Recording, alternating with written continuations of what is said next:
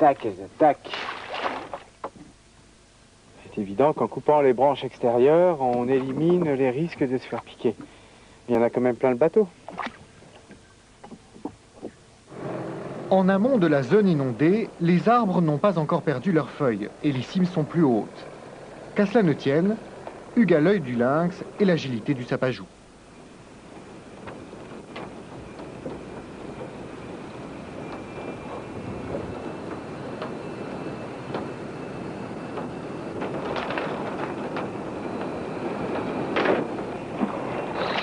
Maintenant, je la nettoie, j'enlève tout ce qui est fourmis, termites, parce que c'est la débâcle générale. Tous les insectes viennent se réfugier sur les troncs qui sont immergés. Magnifique. Très très rare. Un pied comme ça peut atteindre entre les 1000 et 2000 francs. Ça dépend des collectionneurs. Hugues se faufile d'instinct entre les arbres, sans craindre de perdre son chemin dans ce véritable labyrinthe. Ici, les orchidées doivent leur salut à leur faculté de vivre entre ciel et terre. Aussi appelées les filles de l'air, elles dévoilent tout leur charme dans cet étrange univers lacustre. L'orchidée s'épanouit dans l'espace. Elle s'oriente déjà par rapport à la lumière, elle met ses pétales et aussi ses pâles, elle s'épanouit, elle s'offre en fait, puisqu'elle veut être fécondée. C'est ce qui me plaît.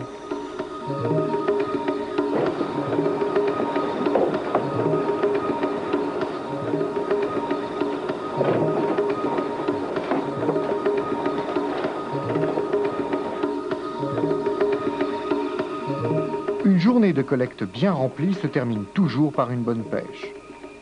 Quand il est à plusieurs jours de pirogue du premier village, Hugues fait son marché en forêt. Il peut rester plus de 15 jours à vivre d'eau fraîche et d'amour pour ses plantes.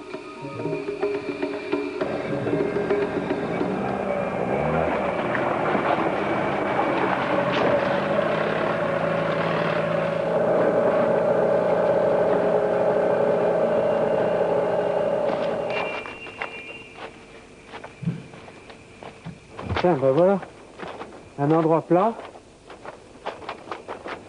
Encore, on a tous les mêmes aspirations, hein. Près de la rivière. Oh, on a tout ce qu'il faut, on va pouvoir même manger.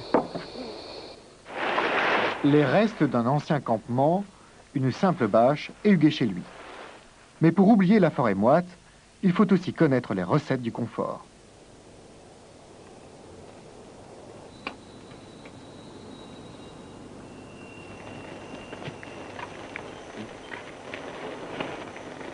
En papillote, c'est bien, mais cuit comme ça, c'est vraiment pas mal du tout non plus. On pourrait parler de recettes maison. Là, on va imbiber le poisson d'oignon et du couac. Là, ça sent vachement bon, hein, ici, là.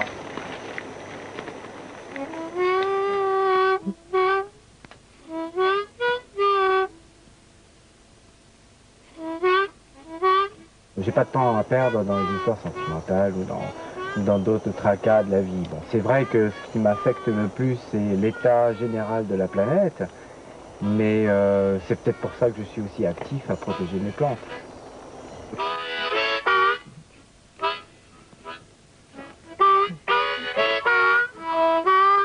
Bon, il est vrai que je pourrais me contenter d'avoir une serre dans un appartement et puis cultiver mes orchidées. On a toujours la même passion pour cette fleur, ne serait-ce que par la sophistication de ses organes internes.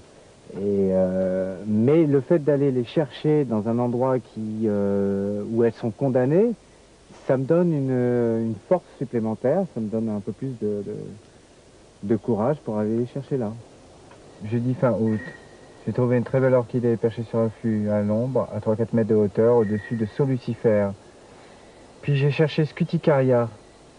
J'ai posé filet ce matin et pris 6 poissons, dont un a terminé en offrande au feu.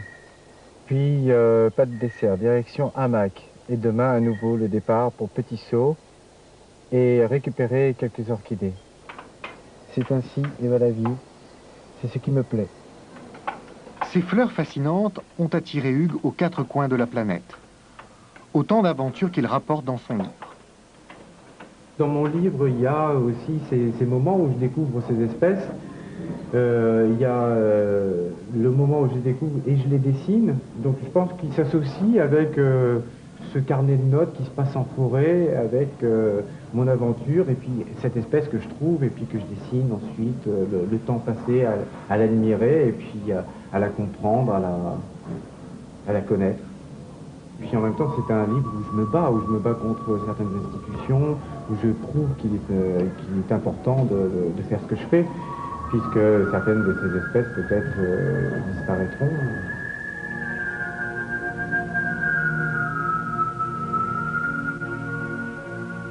Pour conserver les orchidées menacées, Hugues aura déployé toute la panoplie de l'artiste. L'éprouvette du parfumeur, la griffe de l'écrivain, la palette du peintre, la cire du sculpteur.